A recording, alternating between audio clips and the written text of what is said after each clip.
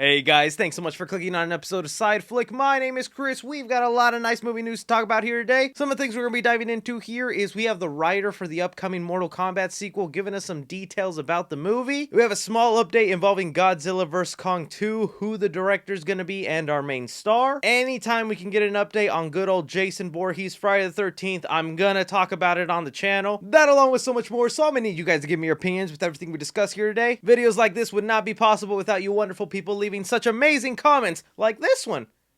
Yeah, I picked it at random. Isn't this a great one? But before we dive into that, I want to go ahead and thank today's sponsor, and that is Albert. Albert is a new type of financial service that uses powerful technology to automate your finances with a team of human experts to guide you. Some of the problems with traditional banking is they just have tons of fees to bombard you with. Maintenance fees, minimum balance fees, or even overdrafts up to $35. Or the thing that bothers me the most is when you try calling with issues on your account, you're just talking to a machine and it takes forever to get to a human. Albert is completely different from any banking account you've ever used. Not only is it free to sign up and easy, when you download the app, you can see that Albert takes a look at your expenses and helps you to figure out how you can save some money. They even have your back in times of struggle, lending you up to $250 when your paycheck is just right around the corner, but you need that money now. Albert will happily go ahead and give you that, and you just pay them back on your next paycheck, no interest. But probably the coolest thing that Albert offers is some of us suck at money management. And well, at Albert, they have a team of financial experts they call geniuses that will look at your situation and help you make a plan and answer any questions you get stuck. And again, emphasizing you're going to talk to a real person, not a machine. So please click the link in my description or go to albert.com/3c and download the app today. That's albert.com/3c for a limited time offer. When you open a checking account and connect a qualifying direct deposit, you'll get $150. If you're supporting Albert, that means you're supporting my channel, and that makes me absolutely grateful, just like I'm so grateful to have Albert sponsor today's video. But with that now out of the way, let's go ahead and dive into some of our first movie news stories here today. So while we're all waiting for the Jason Voorhees update later in this video, Blumhouse here has a couple of upcoming slasher movies that when I heard the premises, I was like, oh, I gotta share this on SciFlick. The first one we have up here is a movie called Totally Killer that is being produced by Amazon and Blumhouse. The movie will be starring Kiernan Shipka and Randall Park, and the plot goes as the film follows Jamie, whose mom, Pam, is terrorized by the resurgence of the Sweet 16 killer, a mass maniac that slaughtered a group of teenage girls in the 80s. With the help of her friend, Amelia, she travels back in time to 1987 and teams up with the teenage version of her mom to try and stop the killer.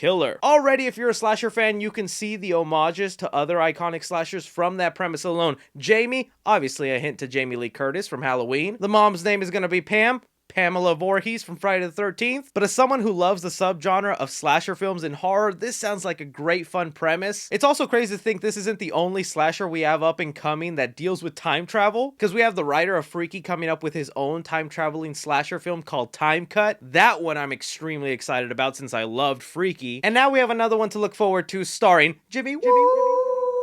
Moving on to the next Blumhouse slasher film they have up and coming that I thought just sounded so genius, and it sucks that it's only landing on Peacock, is a movie called They/Them. The premise for this movie goes as the LGBTQIA slasher, formerly known as Whistler Camp, marks the directorial debut of three-time Oscar-nominated screenwriter John Logan. It's a queer empowerment story set at a gay conversion camp that follows a camp director, Owen Whistler, played by Kevin Bacon, who is joined by several queer and trans campers for a week of programming intended to help them find a new sense of freedom. As the camp methods become increasingly more psychologically unsettling, the campers must work together to protect themselves, and when a mysterious killer starts claiming victims, things get even more dangerous. And again, from that premise, we have more homages to iconic slasher movies, particularly Friday the 13th. It's set in a camp. It's starring Kevin Bacon, who was in the first Friday the 13th. But can we also talk about how brilliant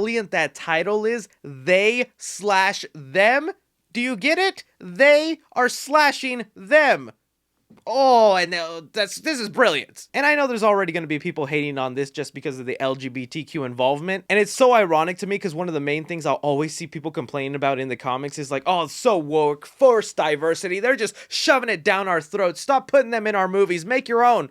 they literally went ahead and made their own. It was just two movies I definitely wanted to put on your guys' radar, especially if you're a slasher fan like me. How are you guys feeling about these two upcoming Blumhouse films? Something else I found funny and couldn't believe is still a thing. Some of you might have remembered there was a live action Powerpuff Girls show coming up on the CW. They went ahead and filmed a whole pilot on the show. The script even leaked, and oh my god, I read that script page to page. It was awful. This was supposed to be the more mature adult look at the Powerpuff Girls, and it was not doing it for me. And it looks like it wasn't doing it for the executives either, because after they looked at the pilot, they went ahead and said they were going to start from scratch, and then we never heard a word about it again. Well, with the merger of Warner Brothers and Discovery, a lot of shows are being canceled left and right, leading to some people asking the question if the Powerpuff Girls show was still in development, or if it's one of those shows that just is not going to get made, leading to our answer here that the show is still very much in redevelopment. And I really don't know why. I'm just like mildly curious to see this thing actually happen. I'm someone who grew up watching the Powerpuff Girls and enjoyed the heck out of that show. I'm also a strong believer that fine, if you want to make it in live action, there's actually a lot of room in there to do something interesting. So part of me just wants to see this train wreck being put on screen, but I know there's a lot of people out there that are like, let this thing die. But I still thought it was worth bringing up. So what do you guys think about the Powerpuff Girls live action TV series still being in development? I think the actress who played Blossom had to drop out because she was going to be part of a Marvel show. I'm curious if they're planning to recast them all or just that one actress, or they're waiting for her availability. Either way, what do you guys think of this thing still happening? Moving on to something here that I bet a lot of fans are still looking forward to, and that's the upcoming Mortal Kombat sequel. Well, the last we had heard from this sequel is that they went ahead and got a new writer, Jeremy Slater, who also happened to be the writer for Moon Knight for Disney+.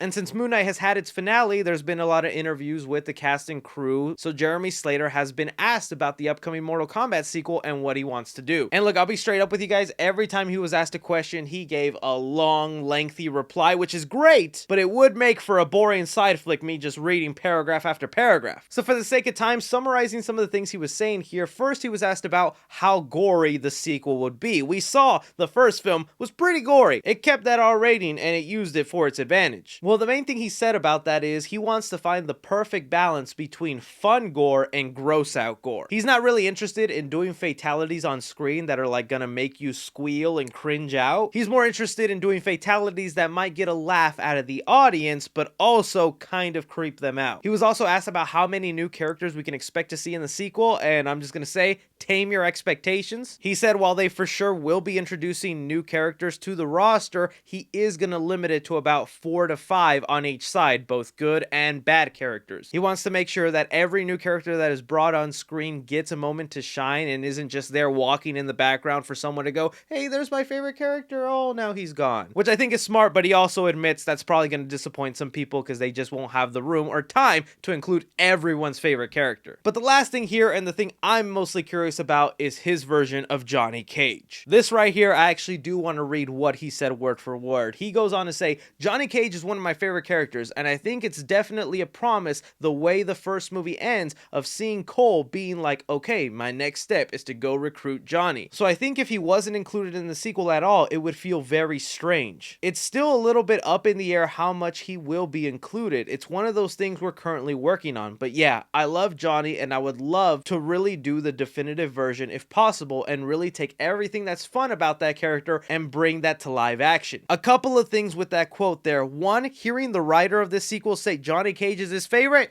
makes me excited because Johnny Cage is my favorite. We all know the potential of doing Johnny Cage right on screen and what that could mean for the franchise. It can make the quality of the movie explode. But it also feels here that if we do get Johnny, he's not going to get a lot of screen time. Because here he says it's up in the air how much screen time Johnny will get, and I'm like, if you know anything about Johnny Cage, you know that character is going to eat up all the screen time just because of his ego and presence. So to me, I look at that as a technical point, and maybe they are wanting to go big budget with the person they cast as Johnny Cage. I think common ones we hear are like Chris Pratt or Ryan Reynolds, which yeah, would be amazing, but oh my god, they would be expensive, and these movies are kind of made on the cheap because of their R rating. So the reason we could be seeing less of Johnny Cage is because they are going to be willing to spend that money, but they can only use that that expensive actor for like 2 weeks of shooting, 3 weeks of shooting? That's just my thinking process. Obviously, I don't know, but still, I think it's good news if you're a Johnny Cage fan and the writer says he's a fan of Johnny Cage. How do you feel about all these details involved with Mortal Kombat 2? Moving on to an update here with Godzilla vs. Kong 2, I always want to go ahead and start off by saying here, just because it's being called Godzilla vs. Kong 2 right now by fans, it's not really Godzilla vs. Kong again. This is just more of a sequel that is leading up from the events left off from Godzilla vs. Kong. So with that out of the way, we have been dying to hear more information since this movie is set to begin filming this summer in Australia. We're like, okay, well, we need a title, we need actors, at least a plot synopsis, and we're starting to get there because we got the confirmation Adam Wingard, who directed Godzilla vs. Kong,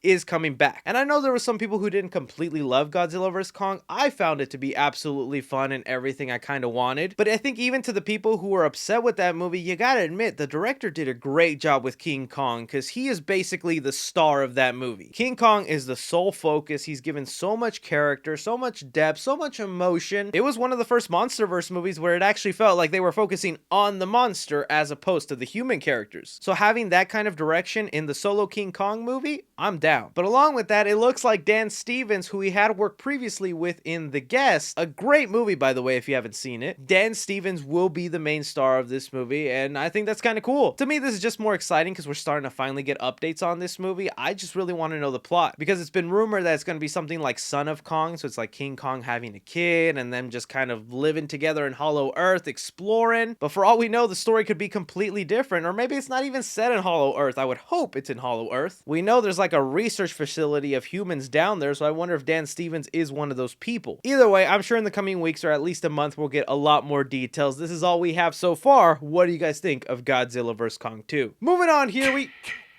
Oh, I love the sound of that. We got a small little update here on Friday the 13th that, you know what, don't even know if it's good or bad news. It's just news. Catching you up real quick, if you're someone who's been out of the loop, Jason Voorhees unfortunately has been stuck in a long legal battle these past couple of years, where the original writer of the movie, Victor Miller, was fighting off against Horror Inc., the owners of Jason Voorhees, saying that he should get a piece of the pie since he wrote that original movie. Well, after several years in court and so many disputes later, the court actually granted in favor of the writer, giving him back the rights to his original movie, but also creating a super messy situation for us to get another Jason Voorhees movie. This is now because basically the Jason Voorhees that we have is split in 2 parts, and we need him whole to make a complete movie. Because we have the screenwriter who basically owns the rights to the origin of Jason Voorhees, his name, his mother, basically everything that happened in that first movie, including a Jason appearance at the end of it. And then you have the other side where the sequels finally eventually gave us adult Jason with a hockey mask, holding a machete, basically turning him into the icon we know today. And that kind of split has made it so impossible for us to get a new movie in recent years. And well, since Friday the 13th was this past Friday, CNN went ahead and did a little interview with a lot of people involved with Jason over the years, and they kind of gave us their opinion on the future of the character and what we could be seeing soon. So starting off here, we have, speaking in an interview with CNN, Sean S. Cunningham, who directed the first Friday the 13th,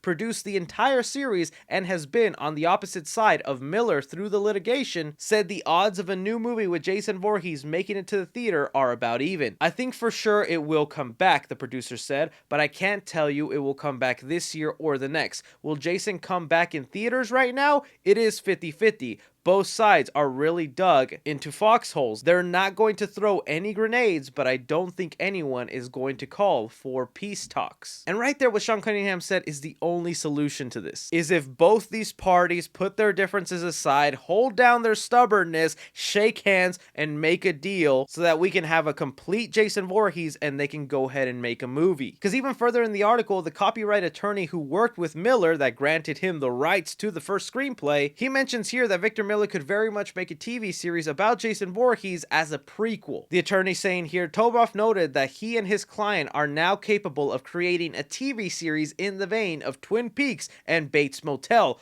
all about the community of Crystal Lake and how Jason became who he is. And the lawyer doesn't say that if that isn't something that's been on the table and both Victor Miller are thinking about, because hey, Victor Miller did this because he saw a character he created or started up ended up making boatloads of millions of dollars and he didn't see a single penny of that. So he's for sure exploring his options about how he can make a Friday the 13th series without all the other stuff he doesn't own, like the hockey mask, the machete, adult Jason, or heck, he can't even use the name Friday the 13th. So this is kind of like the question I wanted to throw off to you guys. Would you be interested in like a TV series that's a prequel to young Jason, I guess following Pamela Voorhees, set in Camp Crystal Lake with a time limit to how old Jason can get before it's past copyright law, then it belongs to the other side? Or do you think there's a real possibility that both parties can just come together, work it out, shake hands, and figure out how to make a new movie? Because man, they were in legal battle for years. I don't think it's going to be that easy for them to call one another and go, all right, how do we do this? Long story short, Jason, the way we know him, is a long way from showing back up on the big or small screen. But that is all the movie news we currently have going on right now, guys. I want to thank you so much for taking time out of your day to watch me talk some movie news. Don't be forgetting to hit that like button, subscribe if you haven't already, follow me on Twitter at 3C Films or on TikTok at 3C Films. But as always, I'm Chris. Take care.